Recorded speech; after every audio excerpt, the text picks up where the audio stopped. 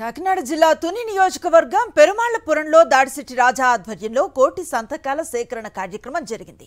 Medical కాలేజీల ప్రైవేటీకరణపై ప్రజలకు అవగాహన కల్పించారు దాడిశెట్టి రాజా. వైద్యం, విద్య ప్రైవేటీకరణ అయితే పేదలకు అందే ఉచిత వైద్యం వ్యాపారం అవుతోందన్నారు.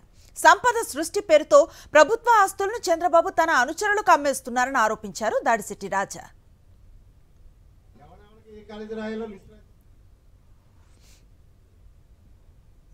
వైద్యం అన్నది పేద ప్రజలకు దూరం అయిపోతుంది. ఇప్పటికే విద్య దూరం అయిపోయింది, వైద్యం కూడా దూరం అయిపోయింది.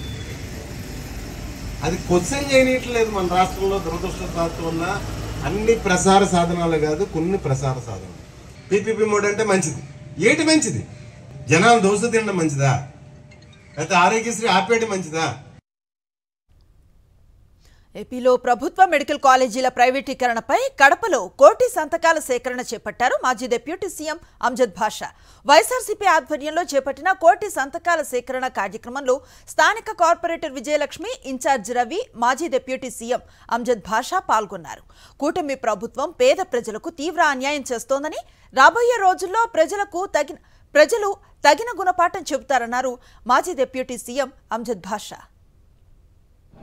ఆంధ్ర రాష్ట్రంలో ఈ కూటమి ప్రభుత్వం అధికారంలోకి వచ్చిన తర్వాత గతంలో ఏదైతే జగన్మోహన్ రెడ్డి గారు తీసుకొచ్చిన 17 మెడికల్ కాలేజీలు గవర్నమెంట్ ఆధీనంలో, మరి ఈరోజు దాంట్లో 10 మెడికల్ కాలేజీలు ఈరోజు ప్రైవేటీకరణ చేయాలని చెప్పి తీసుకున్న నిర్ణయానికి వ్యతిరేకంగా మా నాయకుడు శ్రీ వైఎస్ జగన్మోహన్ రెడ్డి గారి పిలుపు మేరకు కోటి సంతకాల సేకరణ కార్యక్రమం రాష్ట్ర వ్యాప్తంగా ముమ్మరంగా జరుగుతుంది.